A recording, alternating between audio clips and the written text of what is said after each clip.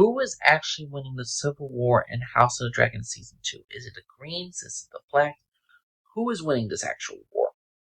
Now, first off, everybody, my personal opinion is that the Greens are winning the war, obviously. Now, who is gaining more allies at the end of the day? Who has more firepower? That's obviously the Blacks.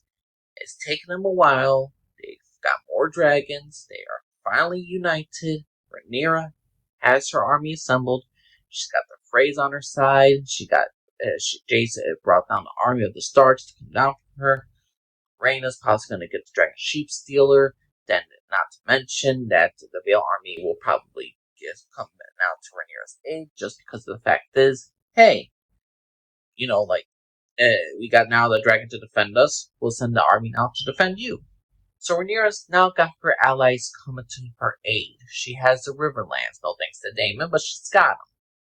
And the thing is, though, who else is coming to Rhaenyra's aid? Well, she's still got the Velaryons. She's got the Velaryon fleet. More dragon riders. So obviously Rhaenyra, for the strength she has with the Blacks, they are gathering, and they are ready to take on the Greens. Now, officially, they have more power. The Greens, on the other hand, they have the Hightower army, the Lannister army. They have now the Triarchy fleet coming around. The Lannister fleet is slowly going to come around as well. They have less dragons. And the thing is, though, they are on the losing end of firepower. They don't have much strength as Rhaenyra. The thing is, though, who is actually winning the war right now? The Blacks are already down one dragon. Now, at the end of the day, the Greens have maybe lost one dragon with Aegon. But the thing is, Aegon was fairly useless. His dragon may be alive, maybe dead. I'm pretty sure it's still alive, even though Aegon believes it's dead. Who knows?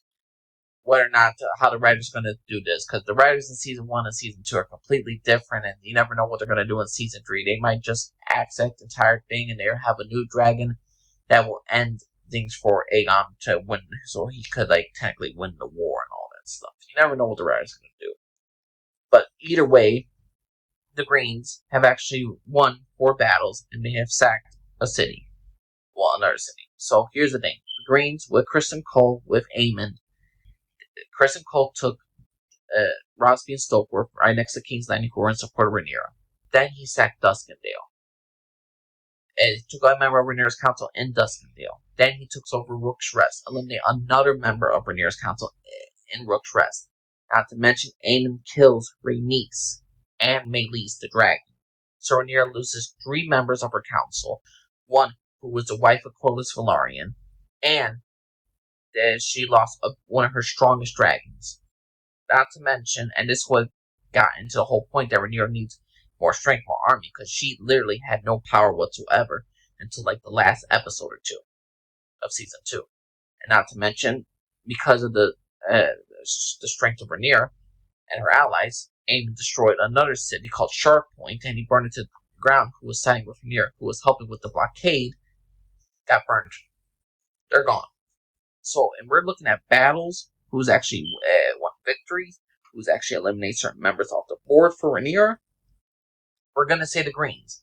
The Greens, again, have won 4 battles, destroyed 1 city, and their army is still growing.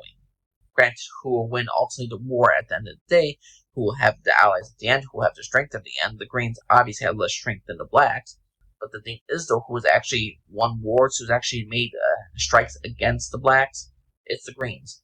So my personal opinion in Season 2, the Greens were obviously winning the war, and the only reason why they're not officially totally winning it is because Rhaenyra has the strength now to take on Aemon and the Greens. The thing is, though, we don't get any conclusion as to if Rhaenyra took over King's Landing and eliminated Aemon in Season 3, then yes, the war is done. She won the war automatically. But the thing is, though, the war does not end until Aemon is dead.